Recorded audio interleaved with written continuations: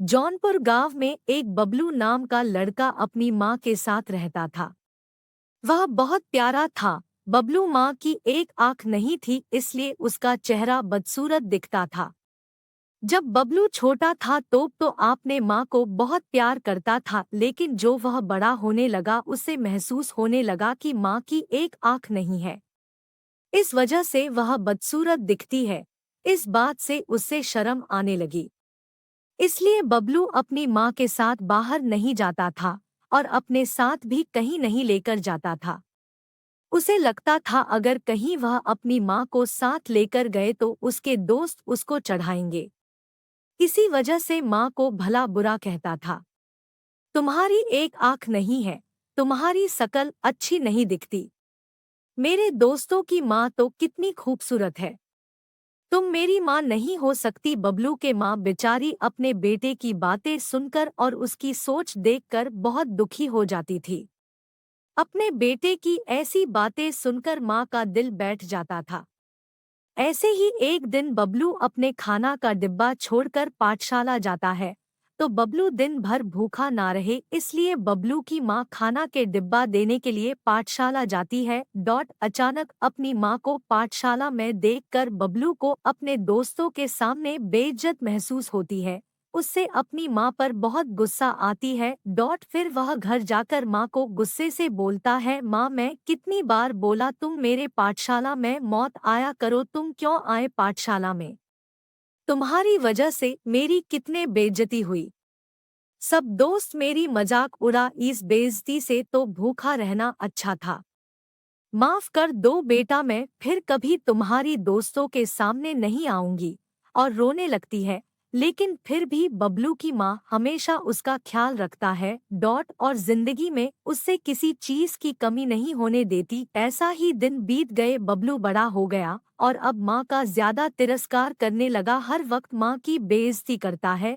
सबका गुस्सा वह माँ के ऊपर निकलता था। बबलू की माँ बेचारी चुपचाप से सब कुछ बर्दाश्त करता थी और मन ही मन में दुखी हो जाती थी। एक दिन बबलू माँ को अचानक बोलता है, माँ मैं अब तुम्हारी साथ रहना पसंद नहीं है, मैं यह घर छोड़कर जा रहा हूँ। यह सुनकर बबलू की माँ कहती है, बेटा ऐसा मत करो, तुम मुझे छोड़कर जाओगे तो मैं अकेले जी कर क्या करूँगी। बबलू ने बोला, तुम बहुत बुरी हो, तुम्हारी शक्ल अच्छी नहीं है, तुम्हारी वजह से मैं अब बेइज्जत नहीं हो सकता। माँ रोकने के बाद भी बबलू नहीं रुकता और माँ को छोड़कर चला जाता है।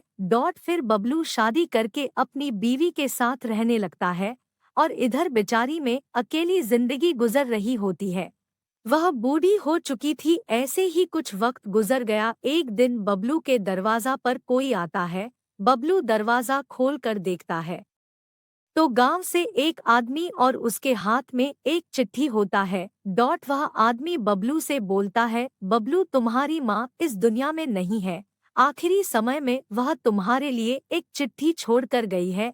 यह रहा वह चिट्ठी। वह बुढ़े चिट्ठी देकर चले जाता है। यह खबर सुनकर बबलू थोड़ा दुखी होता है और फिर बबलू माँ का चिट्ठी खोलकर पढ़ने लगता है। उसमें लिखा रहता है, बेटा बबलू, मेरी एक आंख ना होने की वजह से तुम्हारी जिंदगी तो बेइज्जती होती रही, इससे मुझे बहुत दुख था। पर आज मैं तुम्हें एक बात बता रही हूँ जो मैंने तुम्हें कभी नहीं बताई। बबलू, जब तुम छोटे थे ना, तुम बाहर खेल रहे थे तो खेलते खेलते तुम गिर गए और तुम्हारी आंखों में चोट लग गई। फिर मैं तुम्हें हॉस्पिटल लेकर गई तो डॉक्टर ने कहा तुम्हारे बेटे का एक आंख खराब हो गई, इसका एक ही हाल है कि कोई अपना एक आंख दे दे। मैं जरा भी वक्त ना सोचे हुए तुम्हें अपनी आंख दे दी।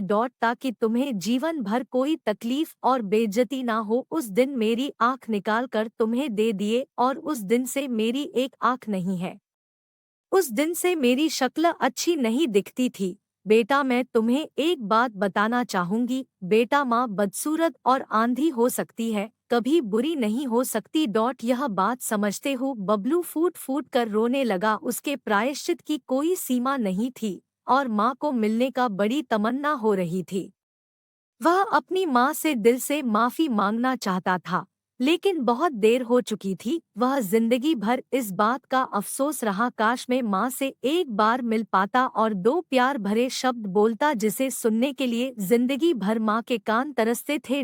तो इस कहानी से हमें हमें यह सीख मिलती है कि दुनिया में सब कुछ मिल सकता है, लेकिन माँ के ममता और प्यार दोबारा नहीं मिलेगा। चाहे कुछ भी हो, कभी किसी कारण अपनी माँ को खुद से अलग नहीं करना चाहिए।